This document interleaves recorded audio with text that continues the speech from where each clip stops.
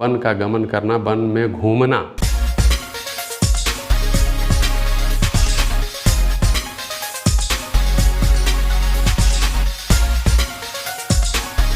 Good morning छात्रों, आज हम आपके बीच हिंदी व्याकरण का एक भाग का अध्यापन करेंगे जिसका नाम है समास, जिसे अंग्रेजी में कंपाउंड के नाम से जाना जाता है। तो सबसे पहले आज हम समास को कैसे परिभाषित करते हैं ये हम जानें। दो या दो से अधिक शब्दों को मिलाकर नया शब्द बनाने की जो प्रक्रिया होती है उसे हम समास कहते हैं।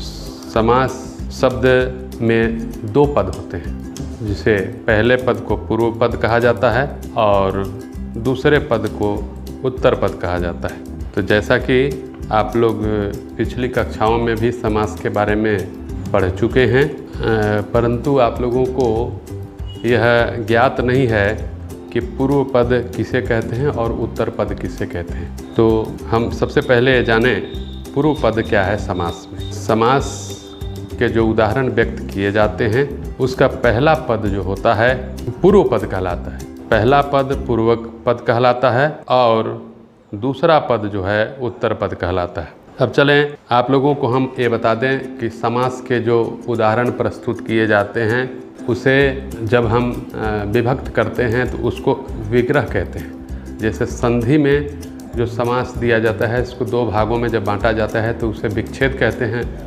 परंतु समास के जो दो पद होते हैं उदाहरण स्वरूप एक ही शब्द होते हैं, उसको दो पदों में दो भागों में बांट देते हैं, जिसमें पहला पद पूर्व पद कहलाता है और दूसरा पद यानी अंतिम पद उत्तर पद कहलाता है। जैसे उदाहरण के स्वरूप जैसे माता पिता, माता पिता यह द्वंद्व समास का उदाहरण है, जिसमें माता विग्रह करेंगे तो माता और पिता होगा। माता जो है पूर्व पद होगा और पिता उत्तर पद। तो चलिए इस तरह से हम और कुछ जान लेते हैं। जैसे दिन रात हो गया, सुख दुख हो गया, ऊपर नीचे हो गया, आगे पीछे हो गया। यानी जो शब्द को हम व्यक्त करते हैं पहली बार में उसे पूर्व पद कहा जाता है और जो अंत में व्यक्त करते हैं उसे उत्तर पद कहा जाता है। चलिए अब आते हैं हम समास के भेद के बारे में जानें। समास के भेद अर्थात प्रकार, जिसके अंग्रेजी में काइंड्स कहते हैं, काइंड्स ऑफ कंपाउंड। समास के प्रमुख 6 भेद होते हैं। ये आप लोगों को बताने की ज़रूरत नहीं है, चूँकि आप लोग क्लास 7 में भी पढ़ चुके हैं, 8 में भी पढ़ चुके हैं, और इसे आपको तरोताज़ा करने के लिए, आपको ज्ञात कराने के लिए, आपको स्मरण दिलाने के लिए पुनः रिपीट किया जा रहा है। तो चलिए हम समास के पहले भेद के बारे में जानें।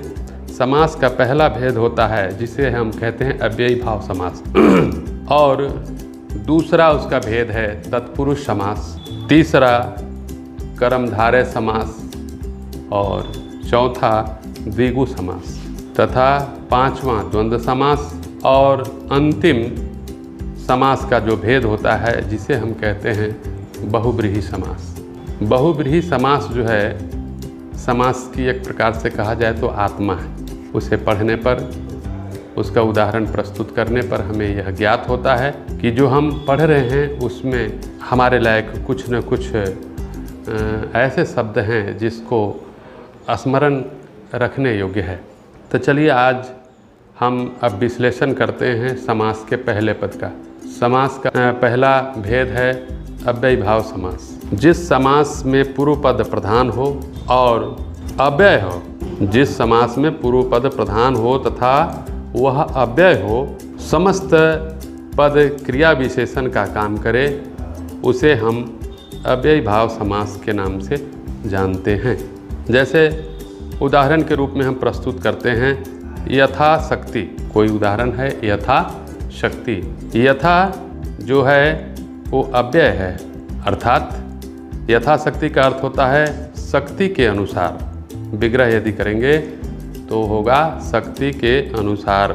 उसी तरह प्रतिदिन, प्रति जो पहला पद है पूर्व पद है, जो प्रधान पद है वह अव्यय है, प्रति अव्यय है, और दिन यानी प्रत्येक दिन, प्रतिदिन, रोज रोज जिसे हम कहते हैं। इस तरह से अव्यय भाव के अनेकों उदाहरण प्रस्तुत हैं, जिसे आप जान सकते हैं, पढ़ करके समझ सकते हैं। दूसरे समास के भेद में हम चलें। दूसरा समास है जिसका भेद है, उसका नाम तत्पुरुष समास है। अब तत्पुरुष में पूर्व पद होता है, पहला पद गौण होता है, लेकिन उसका उत्तर पद अर्थात अंतिम पद जो है प्रधान होता है, जिसे हम तत्पुरुष समास के नाम से जानते हैं। उसमें समस्त पद बनाते समय दो पदों के बीच आने वाले विभक्ति चिन्हों का लोप हो जाता है, जिसे हम कहते हैं गौण हो जाना। अर्थात पूर्व पद यानी प्रथम पद गौण हो जाता है, उसका लोप हो जाता है। इस तरह से तत्पुरुष समास के उदाहरण भी प्रस्तुत किए जा सकते हैं।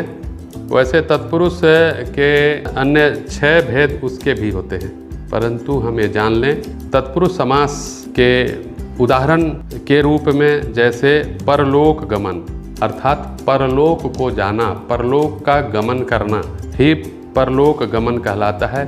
समास विग्रह में जो है परलोक गमन को कहते हैं परलोक को गमन, अर्थात परलोक को जाना।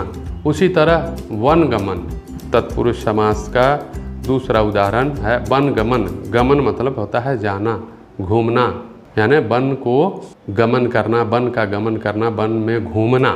इस तरह से समास विग्रह हम कर सकते हैं। चलिए तीसरे समास के उदाहरण की ओर हम चलें। तीसरा समास है, समास का प्रकार है जिसे हम कर्मधारय समास के नाम से जानते हैं। अब कर्मधारय समास को कैसे परिभाषित करेंगे, इसके लिए हम ये जानें।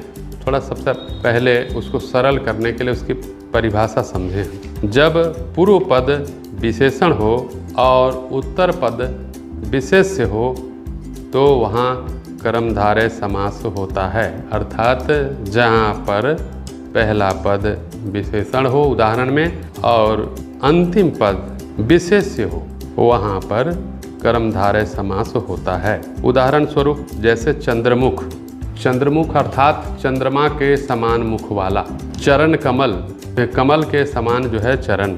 इस तरह से हम आप लोगों के बीच दो उदाहरण प्रस्तुत कर रहे हैं, जिसे आप समझ सकते हैं।